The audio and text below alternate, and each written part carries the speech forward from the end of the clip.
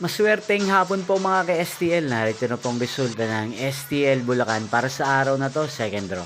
October 14, 2025, araw ng Martes. Naway ang mga natayain niyo pong mga numero kanina ay manalo nawa ngayong hapong ito, 4 p.m. Kaya't kunin niyo na po ang inyong mga ticket. Narito na po ang resulta.